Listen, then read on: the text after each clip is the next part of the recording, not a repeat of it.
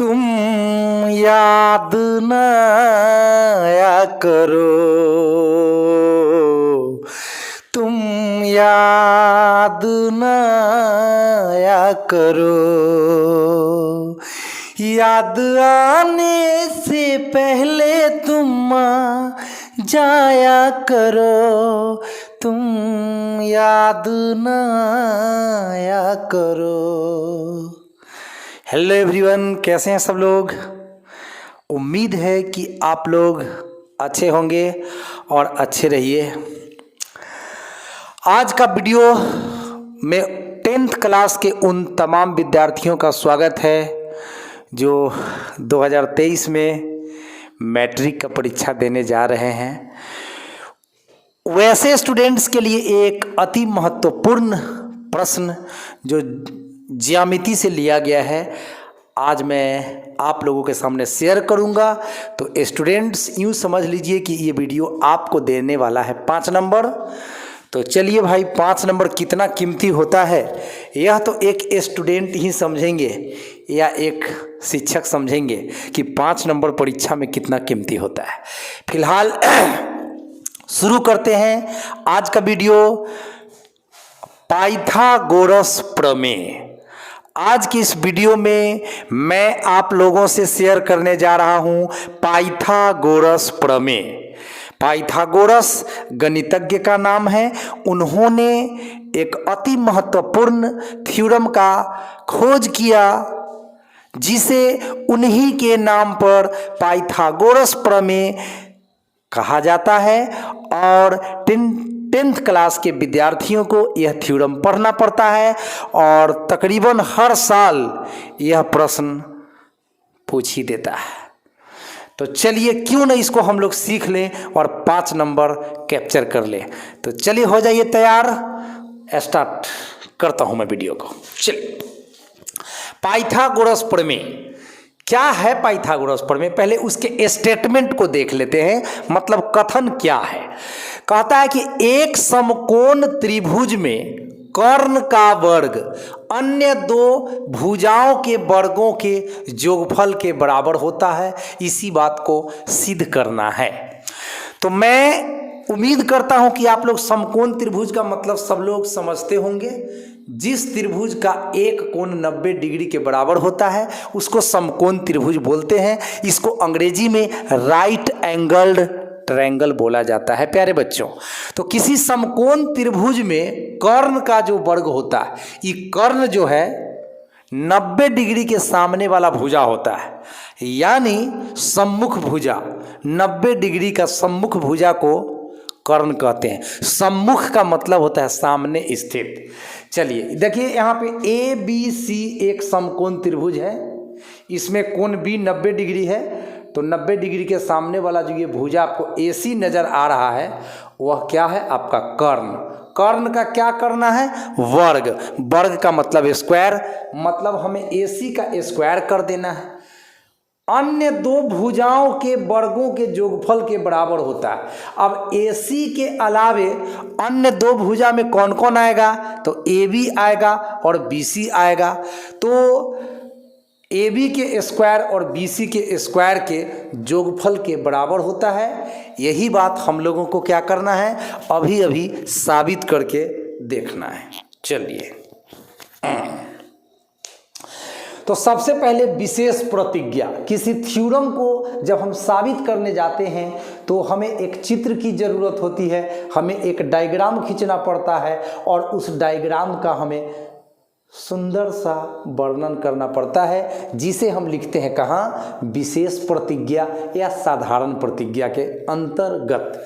तो विशेष प्रतिज्ञा क्या है हमारा, मान लिया कि ABC एक समकोण त्रिभुज है। देख सकते हैं इस चित्र में ABC एक समकोण त्रिभुज है, ठीक है, जिसमें कोण B, कोण का संकेत होता है, नोटेशन होता है। कोण B बराबर 90 डिग्री। आप देख सकते हैं ये कोण B है, ये कोण B है, ये 90 डिग्री का सिंबल होता है। तो कोण B हमारा कितना हो गया स्टूडेंट्स, 90 डिग्री हो गया। अच्छी बात है।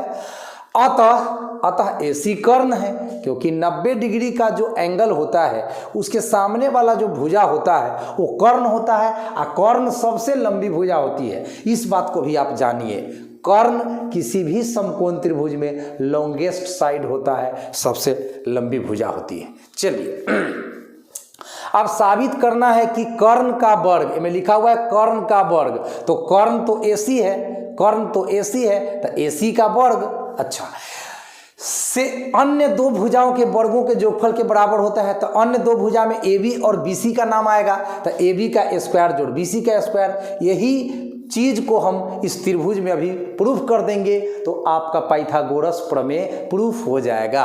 चलिए तो इस संबंध को हम अभी साबित करने का पूरा प्रयास करेंगे। इसके लिए हमें एक रचना की जरूरत होगी, एक कंस्ट्रक्शन की जरूरत होगी। इस चित्र में अपने तरफ से कुछ फेरबदल करना होगा। दैट इज B से, B क्या है, त्रिभुज का एक शीर्ष है, शीर्ष B से BD इलंब परपेंडिकुलर अंग्रेजी में इसको बोलते हैं, और ये जो संकेत होता है उसको हिंदी में लंब और अंग्रेजी में इसको बोलते हैं परपेंडिकुलर। BD परपेंडिकुलर AC पर खींचा, मतलब BD जो है, देखिए ये BD जो है वह AC पर लंब खींचा गया है। लंब खींचने का मतलब है इस साइड भी 90 डिग्री का कोण बना और इस लाइन के इस साइड भी 90 डिग्री का कोण बन गया। अब हम प्रमाण, ये लास्ट स्टेप होता है किसी थ्योरम को प्रूफ करने का।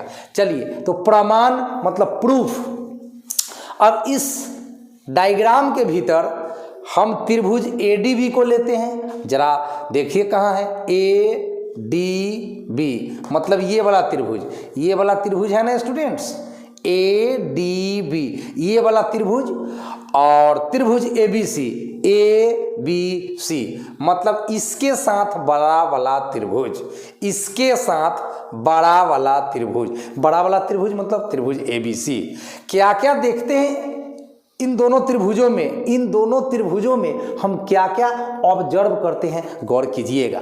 लिखता है कोण BAD, कोण BAD बराबर कोण BAC, कोण BAC। अब भैया सोचो, BAD मतलब यही कोण, BAC, अरे A से D तक आओ चाहे A से C तक जाओ, कोण तो यही बन रहा है ना।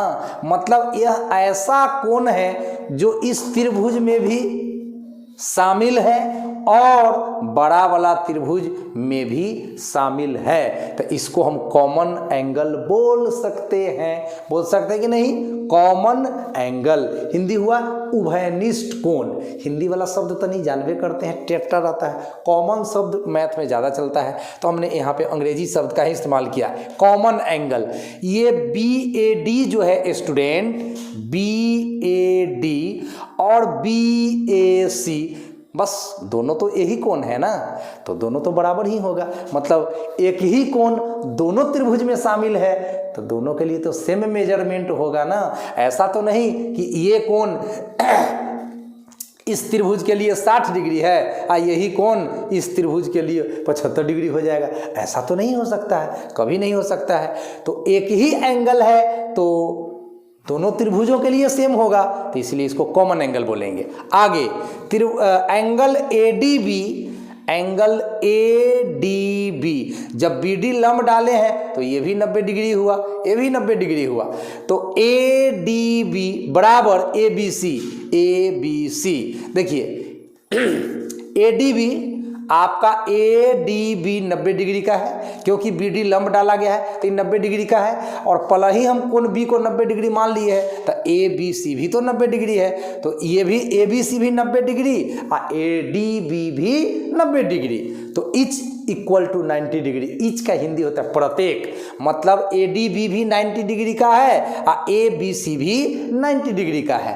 अब स्टूडेंट्स एक मजे की बात मैं बता रहा हूँ, दो त्रिभुजों में अगर दो कोण समान हो जाए तो तीसरा कोण तो ऑटोमेटिक समान हो जाएगा। सोचो, दो त्रिभुजों में यदि दो कोण आपस में समान हो जाए तो त्रिभुज का जो तीसरा कोण होगा वो ऑटोमेटिक सेम होगा। ऐसा इसलिए कि त्रिभुज के तीनों कोणों का जोगफल 180 डिग्री होता है। ठीक समझ में आया? क्योंकि त्रिभुज के तीनों कोणों का जोगफल 180 डिग्री होता है। तो अब जब एडीबी त्रिभुज में और एबीसी त्रिभुज में बीएडी बीएसी के बराबर, एडीबी एबीसी के बराबर, तो दुद्दू को कोण बराबर हो गया, तो तीसरा कोण ऑटोमेटिक बराबर हो जाएगा। और जब तीनों कोण एक त्रिभुज का तीनों कोण दूसरे त्रिभुज के तीनों कोण के बराबर हो गया तो त्रिभुज हो गए समानकोणिक, त्रिभुज हो गए समानकोणिक, और समानकोणिक त्रिभुज समरूप होते हैं प्यारे बच्चों। समानकोणिक त्रिभुज समरूप होते हैं, ठीक है। यानी एक त्रिभुज का तीनों कोण दूसरे त्रिभुज के तीनों कोण के बराबर हो तो त्रिभुज समानकोणिक हो जाएंगे, और समानकोणिक त्रिभुज समरूप होते हैं। समरूप को अंग्रेजी में सिमिलर कहा जाता है, सिमिलर ट्रायंगल्स। यानी त्रिभुज एडीबी तथा त्रिभुज एबीसी एंगल एंगल एंगल समरूपता से, एंगल एंगल एंगल समरूपता से त्रिभुज एडीबी इस समरूप का चिन्ह है, एडीबी समरूप त्रिभुज एबीसी, ये दोनों त्रिभुज आपस में क्या हो गए? समरूप हो गए। और समरूप त्रिभुज की संगत भुजाएं समानुपाती होती है। याद होगा आप लोगों को, समरूप त्रिभुज की संगत भुजाएं समानुपाती होती है। प्रत्येक त्रिभुज में 3 भुजाएं होती है। तो हमने क्या लिखा है? ए बी, चलिए ए बी इस त्रिभुज का भुजा ए बी। तो अब सोचिए ए और बी फर्स्ट एंड लास्ट, तो इसमें फर्स्ट एंड लास्ट यानी ए सी। तो ए बी का संगत भुजा कौन हुआ? तो ए सी। ए बी का संगत भुजा कौन हुआ? तो ए सी। तो ए बी बटा ए सी। अच्छा, अब इसको मिटाइए, मिटा दिया। उसके बाद एडी, इसका एडी यानी फर्स्ट एंड सेकेंड, तो इसका भी फर्स्ट एंड सेकेंड, तो इसमें ए बी, तो इसका एडी इसके ए बी के समानुपाती होगा। तो एडी बटा ए बी, देखिए लिखा हुआ है एडी बटा ए बी। चलिए, अब तिरछा तिरछी गुना गणित का रिवाज होता है, क्रॉस मल्टीप्लिकेशन किया जाता है गणित में। तो ए बी गुना ए बी का स्क्वायर, ए सी गुना ए डी, समीकरण 1 मानकर हम लोग हो गए स्टॉप। अब आइए इसी प्रकार अभी हम ये छोटा वाला त्रिभुज के साथ ये बड़ा वाला त्रिभुज लेकर चले थे, तो हमें समीकरण 1 मिला। अब नीचे वाला त्रिभुज के साथ बड़ा वाला त्रिभुज लेकर अगर हम यही कुछ करेंगे तो हमें एक और समीकरण मिलेगा। क्योंकि गौर कीजिए, जो बातें ये त्रिभुज और बड़ा वाला त्रिभुज में लागू हुआ था वही वाला बात इस वाले त्रिभुज और बड़ा वाला त्रिभुज में भी तो लागू होगा। कहिएगा सर कैसे? अरे भैया, ये कोण सी जो है दोनों में मौजूद है, मतलब बड़ा वाला त्रिभुज में भी कोण सी मौजूद है, और नीचे वाला जो त्रिभुज है आपका बी सी डी कहो, चाहे डी बी सी कहो, चाहे डी सी बी कहो, उसमें भी तो ये मौजूद है। कोण सी तो दोनों त्रिभुज में मौजूद है। अच्छा, उसके बाद इसमें भी एक कोण 90 डिग्री है, इसमें भी एक कोण 90 डिग्री है। तो इस छोटे वाले त्रिभुज का 2 कोण बड़े वाले त्रिभुज के 2 कोण के बराबर है, तो तीसरा कोण ऑटोमेटिक बराबर होगा। यानी कि ये वाला त्रिभुज भी तो बड़े वाले त्रिभुज के समानकोणिक है, मतलब समरूप है। तो हम डायरेक्ट इसी प्रकार लिख दिए कि त्रिभुज बी डी सी, त्रिभुज बी डी सी ये समरूप है त्रिभुज ए बी सी के। तो अब बी सी बटा ए सी, देखिए ये बी सी फर्स्ट लास्ट, तब फर्स्ट लास्ट बी सी बटा ए सी, संगत भुजा समानुपाती होती है। समरूप त्रिभुज की संगत भुजाएं समानुपाती होती है। तो बी सी का संगत तो ए सी, देख लीजिए। अब इसको मिटाइए, लिख लेने के बाद मिटाइए। अब डी सी यानी सेकेंड और थर्ड, तो सेकेंड और थर्ड, तो इसका डी सी तो इसका संगत बी सी, तो डी सी बटे बी सी आपस में क्या होंगे? बराबर होंगे। समरूप त्रिभुज की संगत भुजाएं समानुपाती होती है इस नियम से। अब फिर से क्रॉस गुना करिए, बी सी गुना बी सी तो B C square, A C Guna D C तो ए सी गुना डी सी। समीकरण 2 मान लिया।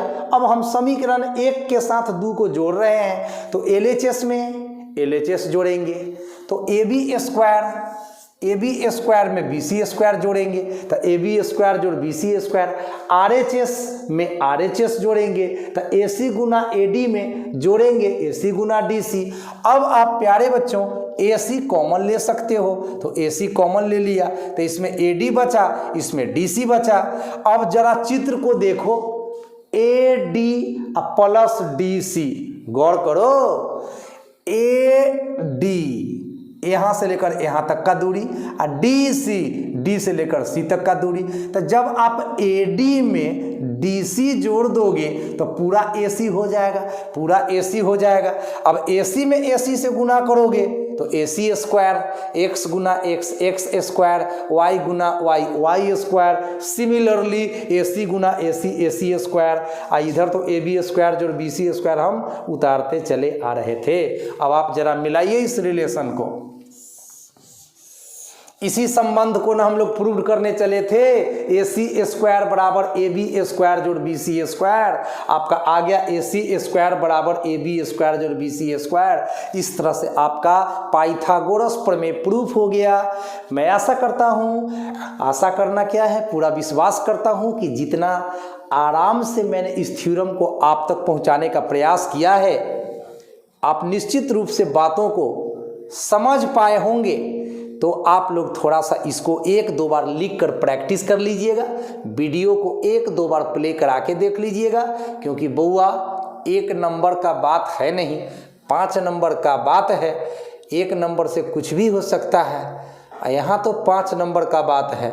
गारंटेड प्रश्न है, मतलब आना है तो आना है, आएगा तो आएगा, 9 वाली बात नहीं है। अगर 10th में आप पढ़ते हैं तो आपको पाइथागोरस प्रमेय और थेल्स प्रमेय ये 2 को तो प्रूफ करने आना ही चाहिए। और यही दोनों थ्योरम कोई फर्स्ट सिटिंग में तो कोई सेकंड सिटिंग में, कोई सेकंड सिटिंग में तो कोई फर्स्ट सिटिंग में, मतलब पूछता ही है। तो मैं आपसे यही उम्मीद करता हूँ कि जल्द ही आप इस थ्योरम को देखकर समझकर इसकी तैयारी कर लेंगे। और मैं आपके लिए इसके बाद थेल्स प्रमेय लेकर आ रहा हूं। तो दोनों थ्योरम आप अच्छे से तैयारी करके ही जाएंगे एग्ज़ाम देने, और जब आप एग्ज़ाम में बैठेंगे और जब आपको प्रश्न पत्र मिलेगा तो आप कहेंगे कि हाँ, श्रीकांत सर की बातों में तो सच्चाई था भाई, उन्होंने कहा था कि पाइथागोरस प्रमेय और थेल्स प्रमेय कीमती प्रश्न है, आता ही है तो आएगा ही।